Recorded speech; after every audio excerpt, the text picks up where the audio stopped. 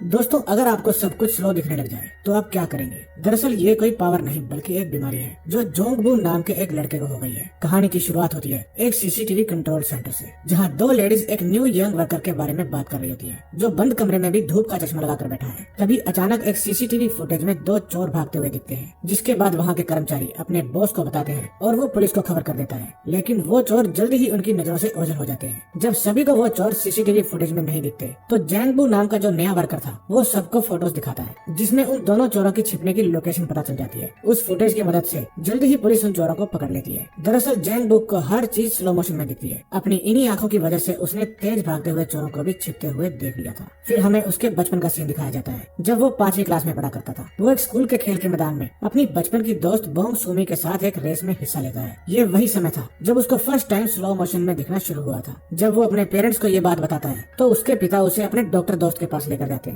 वो डॉक्टर बताता है कि इसको एक बहुत ही रेयर बीमारी हुई है जिसका नाम डेमोनेटिक विजुअल एक्टिविटी है। इस बीमारी के कारण ये हर चीज को स्लो मोशन में देख पाता है और ये साबित करने के लिए डॉक्टर उसकी तरफ एक बॉल बड़ी ही तेजी से फेंकता है, जिसको वो बहुत ही आसानी से पकड़ लेता है। डॉक्टर उसकी आंखों को आराम पहुंचाने के लिए उसको हर समय एक धूप का चश्मा पहनने की एडवाइस देता है। उसकी आंखें ठीक करने के लिए बहुत ही पैसा खर्च होने वाला था, इसलिए उसके पिता पैसे कमाने के लिए विदेश चले जाते हैं ताकि वो अपने बेटे का सही इलाज करवा सके। जैंगबू घर में अपनी माँ और अपनी बहन के साथ रहा करता था। दरअसल ये बीमारी उसके लिए एक वरदान भी थी और श्राप भी। वो अपनी इसी बीमारी के कारण अपनी छोटी उम्र में ही जिंदगी के नजारे भी ले रहा था, लेकिन हर समय काला चश्मा पहनने के कारण उसको स्कूल में तंग भी किया जाता था। सुमी उसकी इकलौती फ्रेंड थी जिसको वो अब प्यार करने लगा था, लेकिन जैसे जैसे समय बीतने लगता है लोग उसकी वजह से सुमी को भी तंग करने लगते हैं और ना चाहते हुए भी सुमी जैंग को छोड़ देती है। अब जैंग का छोटी उम्र में ही दिल टूट जाता है और वो चाहता है कि उसकी आंखें पूरी तरह से खराब हो जाए, इसलिए वो हर वक्त नजदीक से टीवी देखता है। लेकिन फिर भी उसकी आंखें खराब नहीं होती। सारा दिन टीवी देखने के कारण अब वो अपने फेवरेट कैरेक्टर्स की एक्टिंग भी करने लगता है और उनके स्टाइल भी कॉपी करने की कोशिश करता है। अब कई साल बीत जाते हैं, उसके पापा अभी भी पैसा कमाकर वापस नहीं आए थे और एक दिन खबर आती है कि एक एक्सीडेंट के कारण उसके पिता की मौत हो गई है। अब घर का सारा भार जैंगबू के कंधों पर आ जाता है और वो अपनी आंखों का इलाज करवाने के लिए फिर से उसी डॉक्टर के पास जाता है। डॉक्टर उसे समझाते हैं कि अब तुम्हें ही पैसा कमाना है और अपने घर को संभालना है और उसे एक सीसीटीवी कंट्रोल सेंटर में जॉब करने की सलाह देते हैं। अब जैंगबू सीसीटीवी कंट्रोल सेंटर में काम करने लगता है।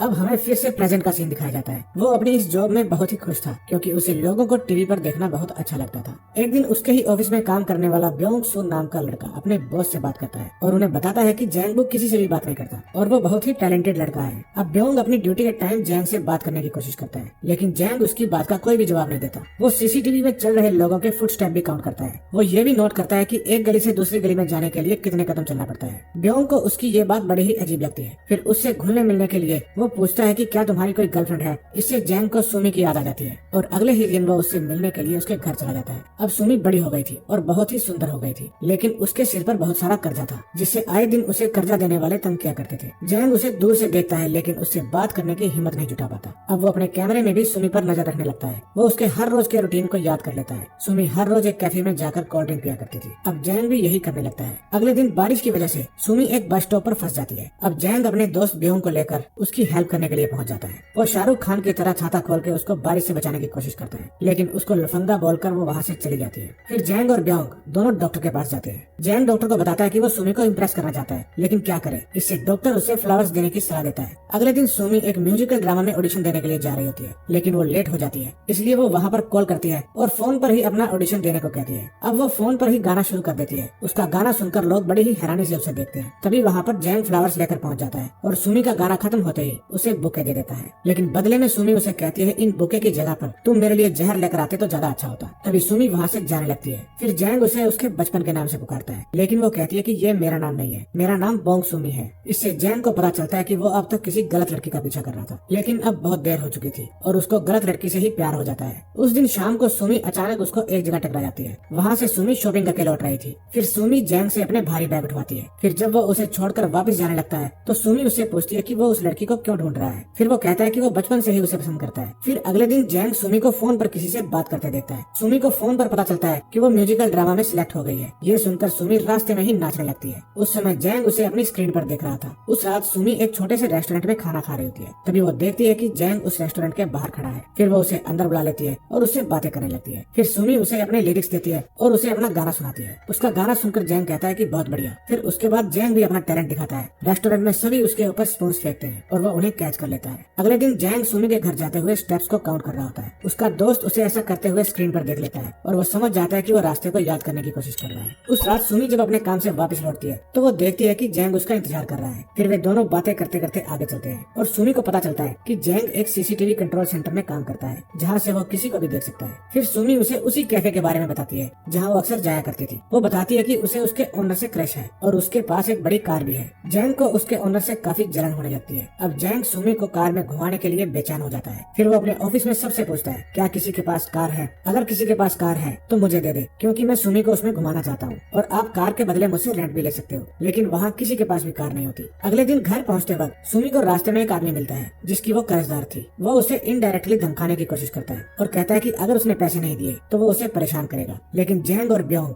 सही टाइम पर पहुंचकर सुमी को बचा लेते हैं। जब वो अपने काम पर वापस आता है तो सुमी एक कैमरे के सामने खड़ी होकर जैंग को थैंक यू बोलती है, क्योंकि उसे विश्वास था कि जैंग अभी भी उसे कंट्रोल सेंटर में बैठा देख रहा होगा। उस शाम वे दोनों एक पार्क में मिलते हैं और खूब सारी बातें करते हैं। फिर जैंग उससे पूछता है कि अगर तुम्हें कार मिल जाए तो तुम क्या करोगी? सुमी बताती है कि अगर मेरे पास कार होगी तो मैं हर रोज बीच पे जाऊंगी। जब जैंग को कार नहीं मिलती तो वो हर रोज जिस बस में ट्रेवल किया करता था उसके ड्राइवर से दोस्ती कर लेता है। उसने अपने कंट्रोल सेंटर से देखा था कि वो ड्राइवर हर रोज अकेला ही बेसबॉल खेला करता था, इसलिए एक रात वो भी उसके साथ बेसबॉल खेलने के लिए पहुंच जाता है। जैंग उससे दोस्ती कर लेता है और बात बात में उससे हेल्प भी मांग लेता है। अगले दिन जैंग, ब्योंग और वो बस ड्राइवर सुमी को समुद्र दिखाने के लिए ले जाते हैं। इसके लिए उन्हें बुसान जाना था। अब सुमी जैंग के इन एफर्ट्स को देखकर उसे बहुत पसंद करने लगती है, लेकिन रास्ते में बॉर्डर पर उन्हें रोक लिया जाता है और आगे नहीं जाने दिया जाता, क्योंकि उनके पास बस को आगे ले जाने के लिए परमिट नहीं था। फिर सुमी उस पुलिस वाले से झगड़ने लगती है और ड्राइवर जाके सुमी को ऐसा करने से रोकता है, लेकिन अब पुलिस वाले उनसे गुस्सा होकर उन्हें वहाँ से वापस भेज देते हैं। अब अगले दिन कंट्रोल सेंटर में उनका बॉस सभी को कहता है कि शहर में लेडीज को किडनैप करने की एक गैंग आई हुई है। अब हमें बहुत अलर्ट रहने की जरूरत है। उस समय जैंग एक मॉनिटर पर सुमी को देख रहा होता है, लेकिन वो वहाँ से अचानक से गायब हो जाती है। तभी वो डर जाता है और भागकर वहाँ जाता है। वहाँ पहुंचकर उसे पता चलता है कि सुमी ने उसके साथ मजाक किया था, क्योंकि वो देखना चाहती थी कि जैंग उसे बचाने के लिए आता है या नहीं। उसके बाद सुमी उसके चश्मे को हटाती है और उसको किस करती है। फिर जैंग उसे घर छोड़ने के लिए जाता है। घर पहुँचने पर वे देखते हैं कि अपना पैसा वापस मांगने के लिए वहाँ कुछ लोग आए हुए थे। वे अपने पैसे के लिए सुमी को धमकाते हैं और उसके घर में तोड़फोड़ भी करते हैं। शोर सुन के जैंग सुमी की हेल्प करने के लिए आगे बढ़ता है, लेकिन आंखें धुंधला जाने के कारण वो नीचे गिर जाता है। फिर उन लोगों के जाने के बाद वे दोनों आपस में बैठ के बातें करते हैं और सामान इकट्ठा करते समय सुमी जैंग को बचपन की कुछ ड्राइंग्स दिखाती है। वो ड्राइंग जैंग ने ही बचपन में सुमी के लिए बनाई थी। फिर सुमी बताती है कि वो नहीं चाहती थी कि जैंग की उससे दोबारा दोस्ती हो जाए, इसीलिए उसने जैंग से असलियत छुपाई। उस समय जैंग एकदम शांत हो जाता है और सुमी उन ड्राइंग्स को देखकर मुस्कुरा रही थी। अगले दिन जैंग फिर से डॉक्टर के पास जाता है और कहता है कि मेरी आंखें कल से ज्यादा धुंधली हो गई हैं। डॉक्टर उसे बताता है कि उसकी बीमारी अब और ज्यादा बढ़ गई है, अब वो जल्दी ही अंधा हो सकता है। जैंग बू को इस बात का पहले से ही पता था, इसलिए वो जहाँ भी जाता था अपने स्टेप्स को काउंट कर लेता था, ताकि जिस दिन वो अंधा हो जाए उसे चलने में दिक्कत न आए। अब दोनों ही परेशान थे, जैंग अपनी आंखों के कारण और सुमी अपने लिए हुए कर्ज के कारण। एक दिन सुमी अपना घर बेचकर अपने सारे कर्जे चुका देती है, लेकिन अब उसके पास रहने के लिए कोई जगह नहीं थी। फिर जैंग उसे अपना बॉक्स लिए एक दुकान के अंदर जाते हुए देखता है, लेकिन तभी उसके साथ काम करने वाली एक औरत नोटिस करती है कि वहाँ एक कार बार बार चक्कर लगा रही है। फिर वो उस कार का नंबर नोट करके उसे चेक करवाती है तो उन्हें पता चलता है कि वो एक भागे हुए किडनैपर की कार थी। फिर वे सारी इन्फॉर्मेशन पुलिस को दे देते हैं, लेकिन तभी कार और सुमी दोनों सीसीटीवी कैमरे से ओझल हो जाते हैं। अब जैंग को डर लगने लगता है कि उन्होंने कहीं सुमी को किडनैप न कर लिया हो।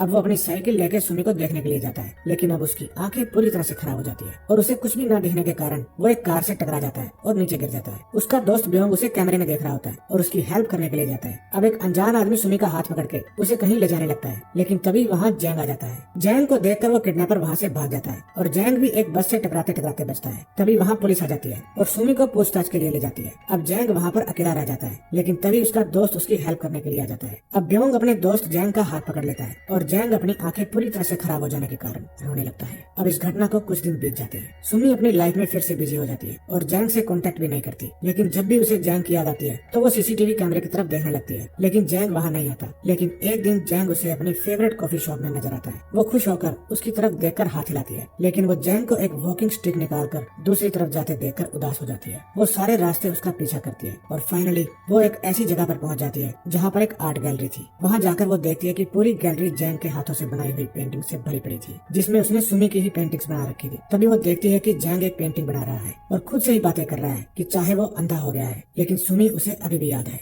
अगले दिन सुमी फिर से जैंग के पास जाती है, लेकिन इस बार जैंग उसे महसूस कर लेता है। फिर दोनों एक दूसरे को हग करते हैं और ये मूवी यहीं पर खत्म हो जाती है। दोस्तों, अगर आपको ये मूवी जरा सी भी अच्छी लगी हो तो प्लीज सब्सक्राइब का बटन जरूर दबा देना। मैं आप लोगों के लिए ही इतनी मेहनत करता हूँ। मूवी देखने के लिए धन्यवाद।